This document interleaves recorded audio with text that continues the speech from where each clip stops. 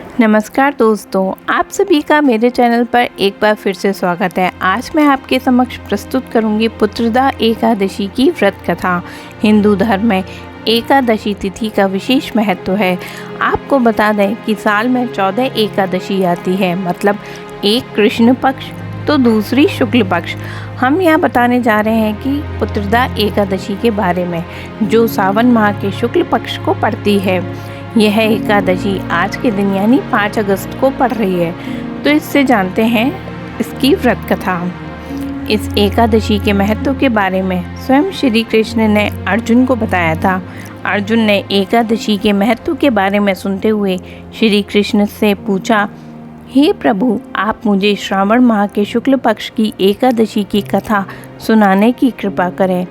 इसके बाद श्री कृष्ण ने कहा था, हे अर्जुन, श्रावण मास के शुक्ल पक्ष की एकादशी की कथा को सुनने मात्र से अनंत यज्ञों के बराबर फल की प्राप्ति होती है। द्वापर युग के आरंभ में ही महिष्मती नाम की एक नगरी थी।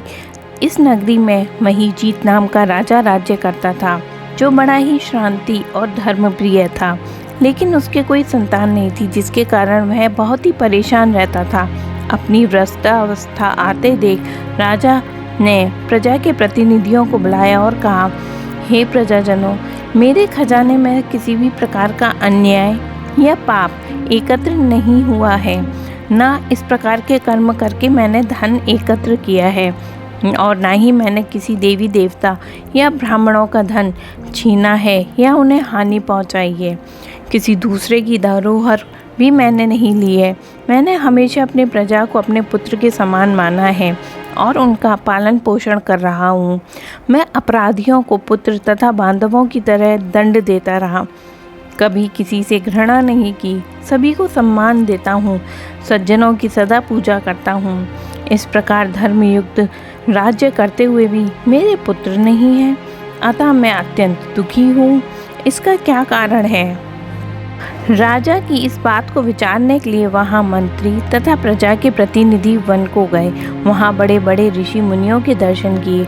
राजा की उत्तम कामना की पूर्ति के लिए किसी श्रेष्ठ तपस्वी मुनि को देखते फिरते रहे। एक आश्रम में उन्होंने एक अत्यंत धर्म के ज्ञाता, बड़े ही तपस्वी, परमात्मा में मन लगाए हुए, निराह आहार, जितेंद्रिय, जितात्मा, जितकोर, सनातन धर्म के गुण तत्वों को जानने वाले, समस्त शास्त्रों के ज्ञाता महात्मा लोमश मुनि को देखा, जिनका कल्प के व्यतीत होने पर एक रोम गिरता था। सबने जानकर ऋषि को प्रणाम किया। उन लोगों को देखकर मुनि ने पूछा कि आप लोग किस कारण से आए हैं? निसंदेह मैं आप लोगों का हित करूंगा। मेरा जन्म केवल दूसरों के उपकार के लिए हुआ है, इसमें संदेह मत करो। लोमश ऋषि के ऐसे वचन सुनकर सभी लोग बोले, हे महर्षि, आप हमारी बात जानने में ब्रह्मा से भी अधिक समर्थ हैं, अतः आप हमारे इस संदेह को दूर कीजिए।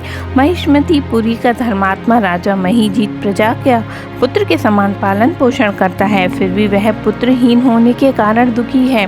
उन लोगों ने आगे कहा कि हम लोग उसकी प्रजा हैं, अतः उसके दुख हमारे भी दुख हैं। आपके दर्शन से हमें पूर्ण विश्वास है कि यह संकट अवश्य दूर हो जाएगा, क्योंकि महान पुरुषों के दर्शन मात्र से अनेक कष्ट दूर हो जाते हैं। अतः आप कृपा करके राजा के पुत्र होने का उपाय बताएं।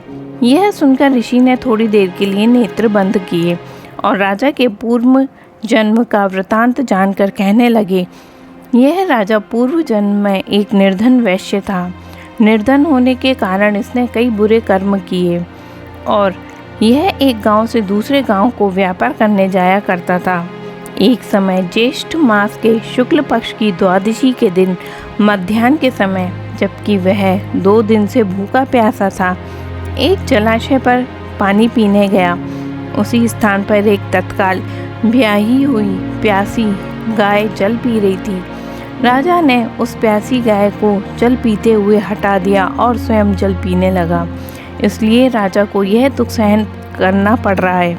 एकादशी के दिन भूखा रहने से राजा को हुआ और प्यासी गौ को जल पीते हटाने के कारण पुत्र वियोग का दुख सहना पड़ा। ऐसा सुनकर सभी लोग कहने लगे, हे ऋषि, शास्त्रों में पापों का प्रायश्चित भी लिखा है, अतः जिस प्रकार राजा का यह पाप नष्ट हो जाए, आप ऐसा उपाय बताइए। तब मुनि कहने लगे, श्रावण शुक्ल पक्ष की एकादशी, जिसे पुत्रदा एकादशी कहते हैं, तुम सब लोग व्रत करो, रात्रि को जागरण करो, तो इससे राजा का यह पूर्व जन्म का पाप अवश्य नष्ट हो जाएगा और साथ ही राजा को पुत्र की अवश्य प्राप्ति होगी। लोमश ऋषि के ऐसे वचन सुनकर मंत्रियों सहित सारी प्रजा अपने नगर को वापस लौट आई। जब श्रावण शुक्ल पक्ष एकादशी आई तो ऋषि की आज्ञा के अनुसार सभी ने पुत्रदा एकादशी का व्रत और जागरण किया। इसके बाद द्वादशी के दिन पुण्य फल का राजा को पारण करवाया और इस एकादशी के व्रत के प्रभाव से रानी ने गर्भ धारण किया और प्रसव काल समाप्त होने पर उसे एक बड़ा ही तेजस्वी पुत्र उत्पन्न हुआ। इसीलिए हे राजन, इस श्रावण शुक्ल एकादशी का नाम पुत्रदा एकादशी पड़ा। अतः संतान की सुख की इच्छा हासिल करने वाले इस व्रत को अवश्य करें। इसके महात्म्य को सुनने से मनुष्य के सभी पापों की मुक्ति हो जाती है और इस लोक में संतान का सुख भोग कर परलोक में स्वर्ग को प्राप्त होते हैं। और इस तरह से सावन माह की पुत्रदा एकादशी की व्रत कथा यहाँ पर समाप्त होती है। आप सभी का दिन मंगलमय और शुभ हो। भगवान हरि की कृपा पर बनी रहे।